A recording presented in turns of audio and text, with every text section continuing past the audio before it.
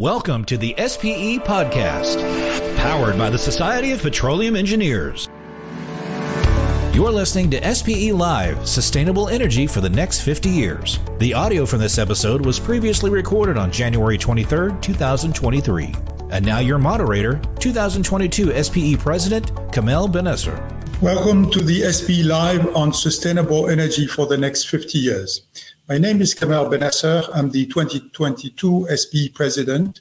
I'm also the CEO of Numedia Energy Consulting and Chairman of the Damorf company. Today's SPE Live will last about 30 minutes. We encourage you to ask questions during the program. Before introducing our guest, I would like to invite you to attend the 2023 SPE Offshore Europe Conference and Exhibition between September 5 and September 8, 2023 in Aberdeen, Scotland. It's now my great pleasure to introduce our distinguished guest. Ian Phillips has over 35 years of experience in the upstream oil and gas and climate change, including 18 years with oil operating companies and 6 years with a major service company. Since October 2022, Ian has been an independent consultant in the energy transition space and is currently the director at Energy Transition Advisory. Ian has long been active with the Society of Petroleum Engineers. He holds a master's in petroleum engineering from Heriot-Watt University and an MBA through the Open University. Our second panelist is Marta Lafuente. She is the regional sales manager in Europe and Africa for NOV Grand Prideco. Marta holds a master's in industrial engineering from the University of Barcelona and an MBA from the University of Houston. Marta has large experience dealing with international projects and has held several technical and commercial positions related to drilling products globally. She is the author of several patents, SPE papers, and several other technical publications related to drilling and completions. Our third panelist is Kevin Gallagher. He leads the digital transformation team for the Europe and Africa region of CNOOC International.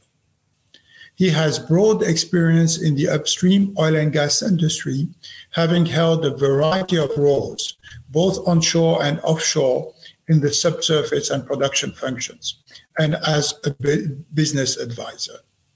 Kevin holds a master in reservoir evaluation and management from Heriot-Watt University and masters in electronics from the University of Edinburgh.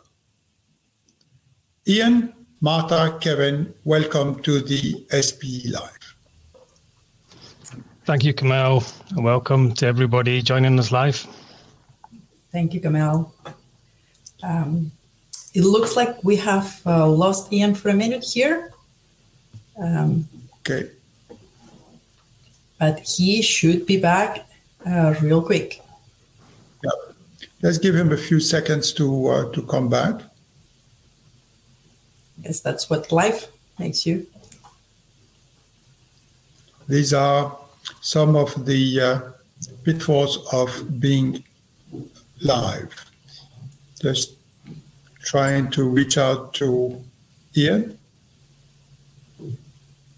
Yeah. Okay. So while we're waiting for Ian, let's go to Marta. Yes. Okay. So Marta, what can the oil and gas sector do immediately to address climate change goals? Well, Kamel, that is an excellent question, and I think a question that a lot of people in Europe, Africa, and the whole world are asking themselves. First, let me start by saying that oil and gas companies are facing a critical challenge as the world is increasingly shifting toward clean energy and working on the energy transition. And now is the time more than ever for the oil and gas industry to say where they stand and what they mean when they are saying that they participate to the energy transition, and to also state what can they do to accelerate this energy transition. But as we all say very well, the oil and gas industry is very, very large. And it's made of a variety of companies that operate in very different locations that have very different constraints. So the answer to what can the oil and gas sector do to immediately address the climate change goals may not be only one. It can be a variety of approaches that will depend on each company circumstances. But there are some things that are maybe a little bit generic, but that will work for everybody in oil and gas and for everybody in all industries. The first of them is to make sure that we are all working toward reducing the environmental footprint of our operations. This is true for everybody, but this is very important also for oil and gas. As of today, 15% of the global energy-related greenhouse emissions come from the process of getting oil and gas out of the ground. And to be honest, a large part of these emissions can be brought down relatively quickly and easily. So what can they do? They can work on reducing methane leaks to the atmosphere, which would be the single most important and cost-effective way for the industry to bring down those emissions. But those are not the only ones. There are other opportunities to lower emissions of delivering oil and gas by eliminating the routine flaring and integrating renewables, low-carbon electricity into upstream and LNG developments. Those are initiatives that a lot of companies in the North Sea, for example, are already doing, and that will be featured during the Offshore Europe this year. Other options that oil and gas companies have is diversifying their energy operations to include renewables and other low-carbon technologies. Oil and gas companies are very well positioned to do so because we have a very extensive know-how and capital available, which is not the case for other companies. As an industry, we can play a crucial role in accelerating the deployment of key renewable options, such as offshore wind, and also enable reaching maturity for some key intensive clean energy technologies, such as carbon capture or the utilization and storage of hydrogen. Something else that oil and gas companies may consider is to invest in alternative fuels, such as hydrogen, biomethane, and advanced biofuels, that are supposed to or are expected to account for about 15% of the overall fuel supply in about 10 years. If those technologies don't reach maturity, and probably they will only be able to reach maturity if industries like oil and gas invest in them, the energy transition will become much more harder and much more expensive. But let's say things as they are. Oil and gas is key, is part of the energy transition, and it really has a key role to play to it. But we cannot do it alone.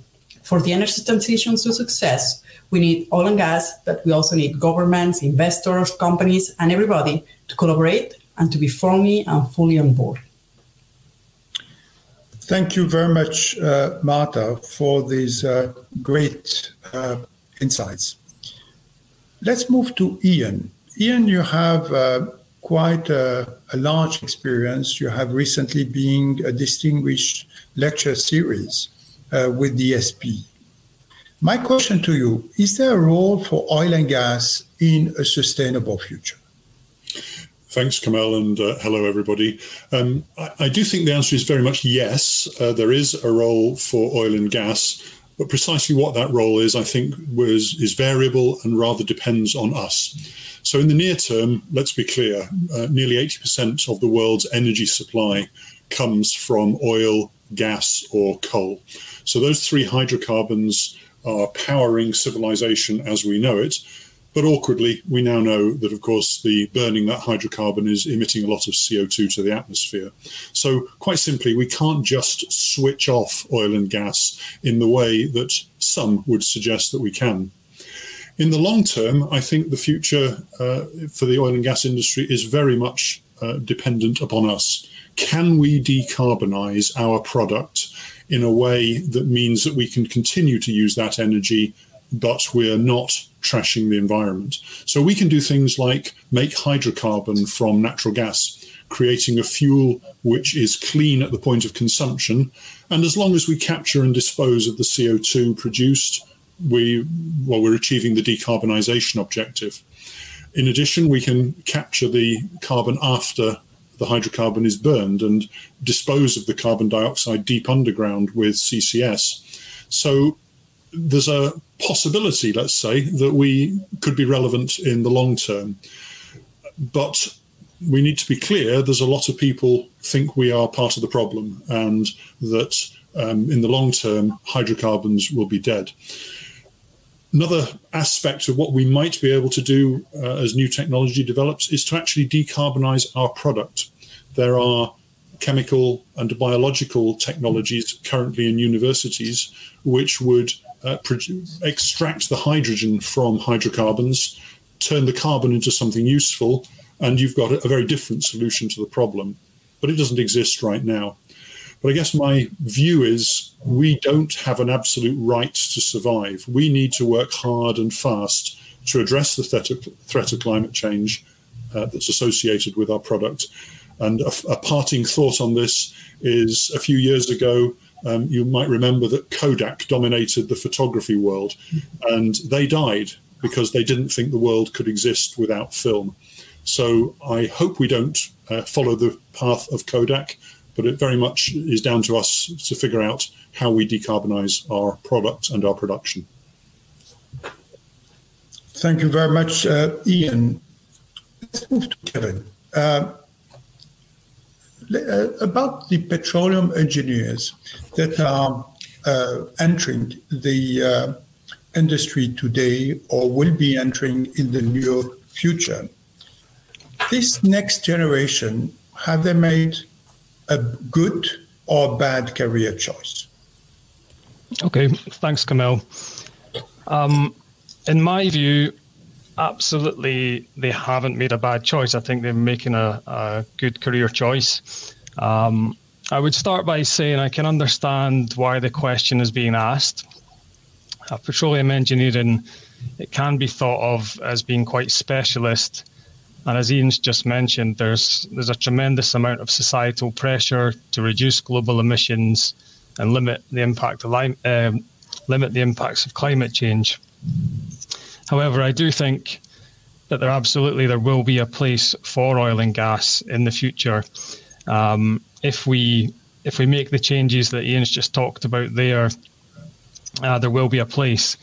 If you look at any of the kind of macro studies, how the world's primary energy demand will be met in 2050, most of them converge around 40 to 50% still coming from oil and gas. That's down from from fossil fuels, down from around 80% today.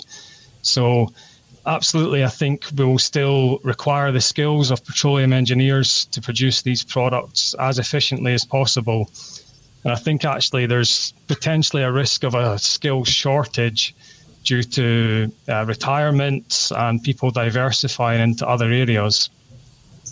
Also, we shouldn't forget that CO2 storage and potentially hydrogen storage will be conducted deep underground, and this will require the same skill sets as oil and gas production. So knowledge of the subsurface, knowledge of fluid flow and porous media, well construction, etc.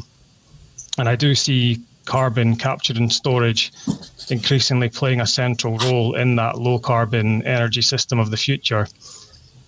I think focusing on the job itself, for me, petroleum engineering is one of the best engineering jobs out there. It exposes you to really interesting and challenging projects. There's lots of opportunity to travel. You're often working in very diverse teams that are rich in collaboration and exposed to the latest technologies. What may change, what will likely change, is the physical location of the assets people are working on as we move from more mature basins to more frontier geographies. I don't see any issues there. It's already routine to be working on data from other parts of the world from where you might be located. And I do think for recent and for new petroleum engineering graduates, it is important to be inside an energy company. That's where you have the opportunity to have a voice to influence how that company operates and how those future opportunities are developed. So in summary, no, I think we'll continue to see a strong demand for petroleum engineers, and we'll continue to have new developments that will provide great career opportunities. Thank you very much, Kevin. I would like to ask the same question to Ian and Marta. Is that a good career choice to be a new petroleum engineer? Ian? So I agree with much of what Kevin has said, and perhaps would add that if carbon capture and storage, and possibly even hydrogen storage, is going to happen, then it needs the same skills that we have in the oil and gas industry. You still need geophysicists, you still need geologists, you still need reservoir engineers. It's just the problem is slightly different. You're flowing a fluid the other way. And of course, it's got different properties, and you're worried about slightly different things. But for example, in a carbon capture and storage project, I don't need proven reserves, but I certainly need a proven storage capacity, because I'm then going to go and sell that storage capacity to a client who wishes to dispose of their CO2. And if I'm going to sign up to that as a commercial proposition, I need to be confident in the storage capacity. So I think the same skills are equally applicable in both carbon dioxide storage and in hydrogen storage. And for that reason, I think that certainly students learning today and those already in their careers, you might have to do a little bit of cross-training and sort of get familiar with these new fluids. But it's essentially the same skills. And I think there will still be a need for those for some time to come. Thank you very much, Ian. Mark? Yeah, so just to build on people working in oil and gas, I think there's still room for young engineers to work in oil and gas. Both my answer and Ian showed how oil and gas has to be very much part of the energy transition. So I invite every young engineer out there to think if they want to be part of the solution. They have a chance. I know oil and gas is not maybe the most popular industry right now, but there is a chance to help an industry that can bring a lot to this energy transition, do it right. They can be part of that, and they should think really about that, how this will probably have an impact that is more important than it would be maybe on some other opportunities that they have been thinking about. There's a real chance of having a real impact on the energy transition and on the future of the energy of the world if you work in oil and gas. So just think about that. Thank you very much to all of you. I just wanted to add that if you take one area, which is carbon capture and storage, which was pioneered in the North Sea, in Norway, actually the prospects of going forward is that by the end of the decade, we could be injecting from 200 to 400 million tons of CO2 per year in CO2 storage, compared to less than 40. So this will open up quite a wide range of opportunities, as was mentioned by our panelists, to geophysicists, to reservoir engineers, to drillers, to engage in a new domain. And going forward to 2050, where the new petroleum engineers will still be working, we could go as high as 4 or 5 billion tons of CO2 being injected.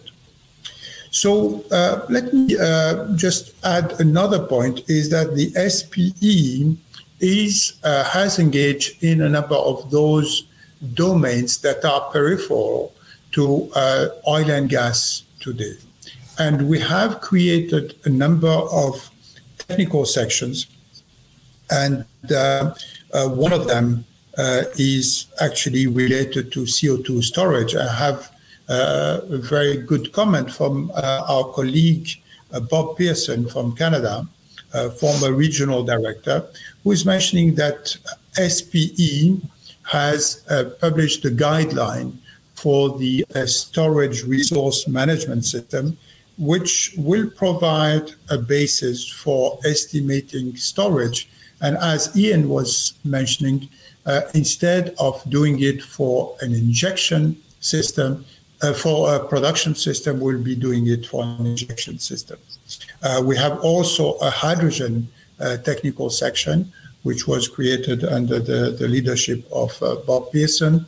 And we also have a new, very active section on geothermal. So all these are areas that are adjacent and use the skills of our petroleum engineers. So in the future, petroleum engineers with a very strong background will be able to upskill, to reskill in those domains which his or her potential is very much in demand. So let me follow with a question on some perspectives for the North Sea, and this would go to Ian. So what are the perspectives from decommissioning, and how can it play a role? So there's a lot of talk about how decommissioning can support the sustainable future. A lot of people hoping, notably I think oil companies that have the decommissioning liability and would like to move it to the right on their schedules. My view is that there is some potential for energy transition to use some of the now unrequired oil and gas assets, but by no means all of them. So if I start down in the reservoir, when you're injecting CO2, and particularly at the volumes that you were mentioning just a few moments ago, Kamel, you need a lot of empty space underground. And the best source of empty space is a depleted gas field. So I think depleted gas fields are likely to be probably the leading contenders for storage. Other stores, such as depleted oil fields, and certainly aquifers, are just a lot harder because there's a lot of, or not so much volume has been removed. And so you might have to end up doing things like producing brine to create the space for CO2 to get into aquifers. When it comes to the hardware, very different views on different parts of the system. The bit that's most useful is pipelines. Pipelines are generally in good condition and generally easy to reuse for either CO2 or hydrogen purposes. So I think there's likely that a lot of pipelines will get repurposed in that way. But wells are generally in the wrong place for injecting CO2 or hydrogen, and certainly for back production. And platforms, well, they're generally old.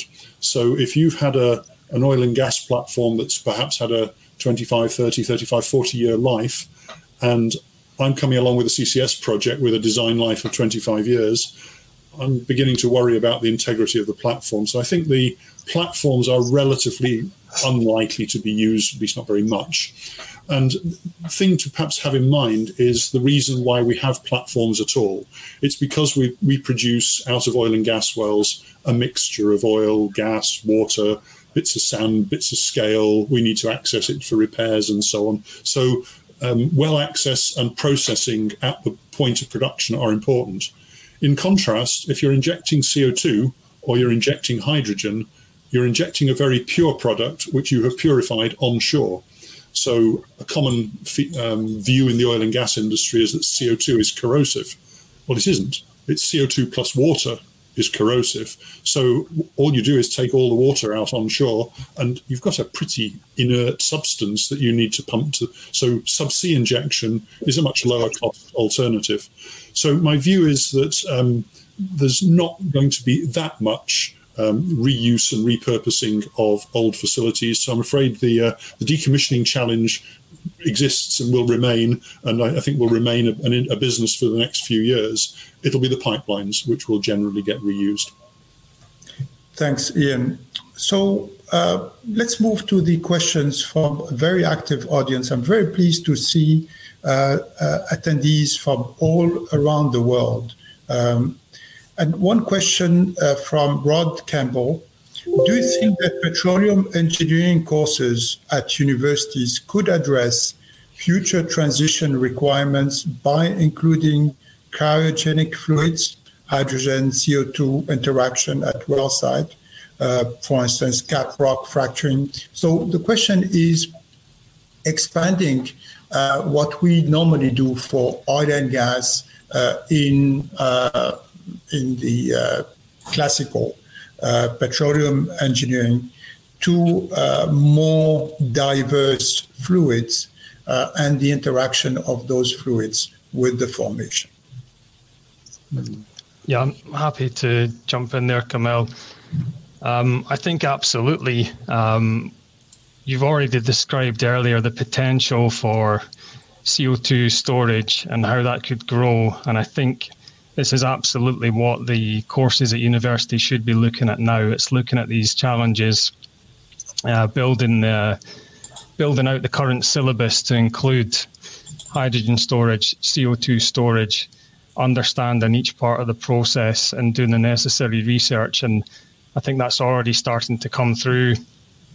I know internally here we have studies with universities looking at the reuse of our reservoirs. So I think it's a great question, and absolutely agree that that's the way courses need to be pivoting now.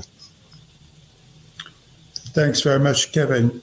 So I have a question about the potential of the new offshore basins in the Atlantic, especially the Mauritania, Senegal, Gambia basins. Is there a potential for them to be a part of the supply of natural gas in the current, let's say, environment that has uncertainties? Ian, you were, I think, recently in Mozambique, which is somehow in a similar situation. Yeah, I mean, certainly Mozambique's in a similar situation. They will, around about now, be commissioning major floating LNG facility and exporting their gas globally. So I don't think that the geography is actually that significant. It's a broader question of, if you've got new oil and gas fields, do you develop them? And remembering how rapidly oil and gas fields decline, I think it is likely that we will need to keep developing new fields for some time to come. As I said earlier, we still depend heavily on hydrocarbons for supplying our energy.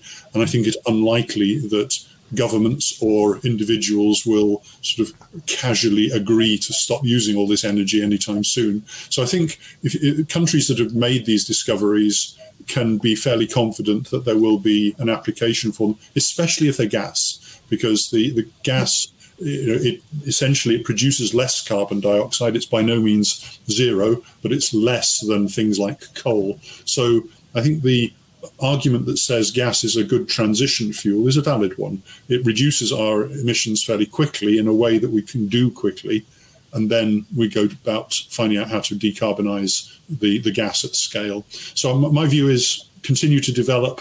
There will be a market for some time to come, but be conscious that if you find something big in 25 years' time, it might be less useful to us. Thank you very much to all of you. We have many very interesting questions that I would have loved to ask you, including ones about the recent announcement on nuclear fusion and the potential impact of nuclear fusion on the energy mix of the future. Fortunately, we are running out of time, and I would like to close this very interesting discussion by reminding you that this 2023 SPE Offshore Europe conference, which will celebrate 50 years of Offshore Europe conference, will be held between September 5 and September 8 in Aberdeen, Scotland. We certainly look forward to seeing you there. The call for papers is still open, and we look forward to receiving great abstracts and very interesting sessions, both from technical sessions and panel sessions. So thank you all for attending today. Wishing you all the very best for this year. Thank you, Kamel. Thank you, everybody. Thanks. Bye. Thanks all. Thank you all. Thanks for listening to the SPE Live Podcast. For more content, visit the SPE Energy Stream, the industry's digital pulse, at streaming.spe.org. If you enjoyed today's show, don't forget to subscribe and review. Join us next time on the SPE Live Podcast.